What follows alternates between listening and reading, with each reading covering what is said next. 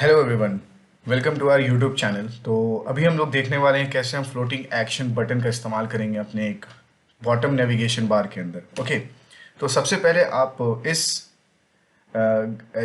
ग्रैडल्स को आप इम्प्लीमेंट कर लो। तो अब चलते हैं और अपने मेन एक्टिविटी की तरफ। ओके, तो सबसे पहले हमें क्या करना होगा, हमें एक मेन्यू डायरेक्टरी का इस्तेमाल करना होगा जिसके अंदर हम सारे स्टाइल करेंगे बॉटम नेविगेशन बार के ऊपर। तो यहाँ पे सबसे पहले हम मेन्यू डायरेक्टरी क्रिएट कर लेते हैं।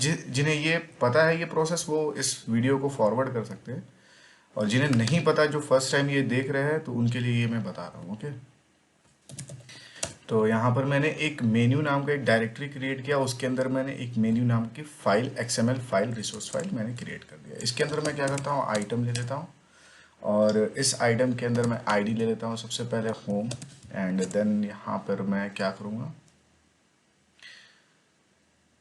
आइकॉन का इस्तेमाल करूँगा। तो आइकन यहाँ पर अभी तो कुछ मैंने सेलेक्ट नहीं करा है। तो सबसे पहले आप जाओ आइकॉन के लिए ड्रॉएबल के ऊपर एंड राइट क्लिक करो, फिर यहाँ पर वेक्टर एसेट जाएगा।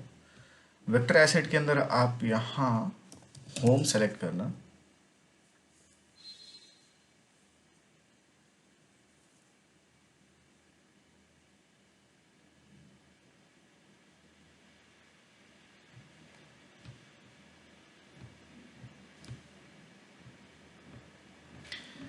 और फिर अब एक और एसेट हम कर लेते हैं प्रोफाइल के लिए।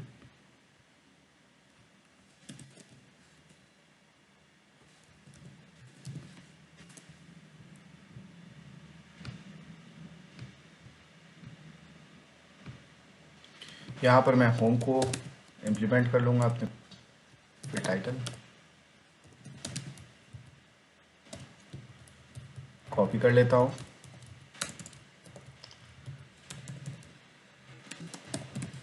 प्रोफाइल, पर्सन, एंड देन यहाँ पर मैं प्रोफाइल कर देता हूँ। ठीक है, हमारे ये मेन्यू का काम खत्म हो गया। अब हम आते हैं अपने इस मेन एक्टिविटी के अंदर, और इसके अंदर ही हम सारे काम करने वाले हैं। सबसे पहले हम यहाँ पे कोऑर्डिनेट लेआउट का इस्तेमाल करेंगे, जो कि मैच पेरेंट रैप कंटेंट होगा, और अभी फ़िलहाल इसको ऐसा ही कर देते हैं। ओके, अब यहाँ पे इसकी कांस्टेंट विजिट का हम इस्तेमाल करेंगे। कांस्टेंट विजिट आप कैसे सेलेक्ट करोगे, आप यहाँ पे टॉप विजिट आप सेलेक्ट मत करना, left, right, and then bottom. ठीक है, अभी ये बॉटम पे हमें शो नहीं कर रहा। अब हम क्या करेंगे, ये जो मार्जिन बॉटम है इसे हम हटा देंगे, तो ये हमें बॉटम पर शो करने लगा। अब इसके अंदर हम क्या करेंगे, बॉटम ऐप बार का इस्तेमाल करेंगे, match parent wrap content. Okay, इसे भी हम क्लोज कर देंगे। फिर इसके अंदर हम यहाँ पे इस्तेमाल करेंगे बॉटम नेविगेशन बार का। ठीक है, मैच पेरेंट। अब जो हमने मेन्यू फाइल क्रिएट करा था, ये जो मेन्यू डायरेक्टरी के अंदर मेन्यू फाइल, इसे हम यहाँ पर इंपोर्ट कर लेंगे। ठीक है, हमने जैसे इंपोर्ट करा, यहाँ पर हमें हमें सब चीज़ सही शो होने लगा। इसे मैं क्लोज कर देता हूँ। अब ये जो लाइन नंबर 29 और 33 है, इसके बीच में मैं यहाँ पर फ्लोटिंग एक्शन बटन का इस्तेमाल करूँगा। ठीक है, ये रैप कंटेंट रहेगा। अब यहाँ पर एक बहुत इंपॉर्टेंट चीज़ हमें करना है। हम क्या करेंगे, हम ये जो ऐप बार है ना, बॉटम ऐप बार, इसकी एक आईडी हम देने वाले हैं। ठीक है, और इस ऐप बार की आईडी को मैं यहाँ पर इस्तेमाल करूँगा, ऐप और लेआउट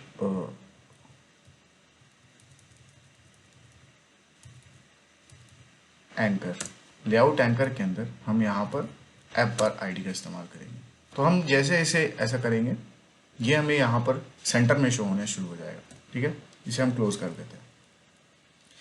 अब फिर हमें करना क्या है, हमें ये काम करना है कि ये जो है ये पूरा हमें सर्कल शो नहीं कर रहा। तो हमें इसके लिए करना ये होगा कि हम यहाँ पे मार्जिन टॉप 80 dp कर देते हैं। तो जैसे हम मार्जिन टॉप 80 dp करेंगे तो ये हमें पूरा सर्कल हमें यहाँ पर शो होगा। ठीक है, और ये जो पूरी पेज है इसकी बैकग्राउंड को हम चेंज कर लेते हैं ताकि हमें सब चीज़ सही फॉर्म में दिखे। तो इसे मैं क्या करता हूँ, कुछ ऐसा बैकग्राउंड में दे देता हूँ। अब सबसे इम्पोर्टेंट काम हमें क्या करना है, हमें यहाँ पर फैब क्रेडल मार्जिन देना है 10 dp। ये अभी हमें शो नहीं हो रहा तो इसे मैं अभी हटा देता हूँ। यहाँ पर हमें सबसे पहले करना क्या होगा, हमें यहाँ पर एलिवेशन देना होगा और ये एलिवेशन हमें 0 dp देना होगा ताकि ये ट्रांसपेरेंट हो जाए, ठीक है। और फिर बैकग्राउंड भी हमें ट्रांसपेरेंट करना है। तो यहाँ देखो बैकग्राउंड के लिए ट्रांसपेरेंट का मेरे को कुछ मिल ही नहीं रहा, ठीक है। आप लोगों के साथ, बहुत के साथ ऐसा होगा, बहुत के साथ ऐसा नहीं होगा। तो इसके लिए आपको करना क्या होगा, आप सबसे पहले जाना अपने कलर्स में, वैल्यूज़ के अंदर जाना, ये जो कलर्स है इसके अंदर आपको एक चीज़ यहाँ पर रखना है, इसकी नेम को आप ट्रांसपेरेंट कर दो और यहाँ पर आपको एक चीज़ की इम्प्लीमेंट करनी है। तो उसे मैं क्या करता हूँ, कॉपी एंड पेस्ट कर लेता हूँ। ये जो फाइल है, ये जो लाइन है, इसे मैं कॉपी करता हूँ एंड देन यहाँ मैं पेस्ट कर देता हूँ। ये हमारे कलर्स का काम हो गया। किसी के साथ ये प्रॉब्लम होगी, हर किसी के साथ ये प्रॉब्लम नहीं होगी। अब मैं बैकग्राउंड फिर से लेता हूँ और फिर मैं ट्रांसपेरेंट में करता हूँ।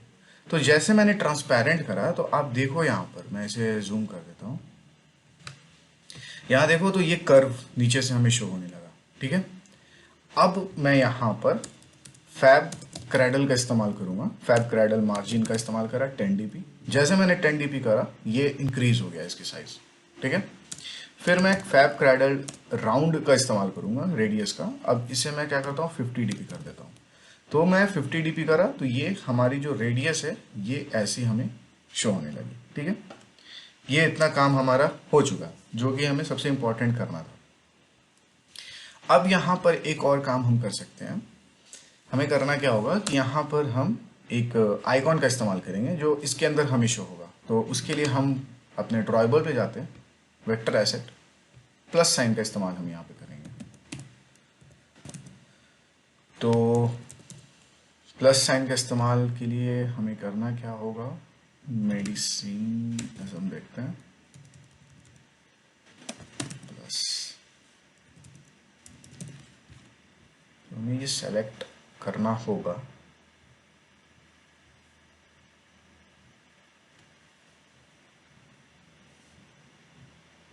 सपोज अभी मैं, ये बहुत ज़्यादा टाइम टेकन हो जाएगा तो मैं कोई ऐसा एक चीज़ इस्तेमाल कर लेता हूँ, इसका इस्तेमाल मैं कर लेता हूँ, ठीक है। इसका नाम क्या है, विंटेज 24, ओके। यहाँ पे मैं SRC करता हूँ, विंटेज 24। तो यहाँ पे विंटेज 24 हमें दिखने लगा, ठीक है। ये इतना काम हमारा हो चुका है। अब मैं इसे क्या करता हूँ, रन करता हूँ।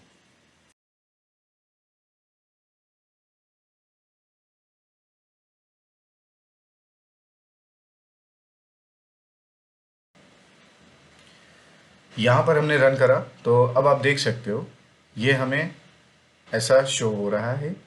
हमें यहाँ पर एक फ्लोटिंग बटन का इस्तेमाल हमने करा, यहाँ पर टूल बार का इस्तेमाल करा। आप इसे और भी बहुत तरीके से आप इसे डिज़ाइन कर सकते हो, मतलब इसकी कलर्स को, इसके फॉन्ट्स को, हर चीज़ को आप चेंज कर सकते हो। जैसे बैकग्राउंड टिंट अगर मैंने करा तो यहाँ पे ब्लैक अगर मैंने कर दिया तो ये ब्लैक हमें यहाँ पर शो हो रहा। अब फिर मैं कस्टम पर जाकर अपने हिसाब से मैं यहाँ पे कलर्स का इस्तेमाल कर सकता हूँ, ओके। और फिर यहाँ पे ड्रॉएबल, यहाँ पे मैं एक और काम कर सकता हूँ, इसकी साइज, ओके।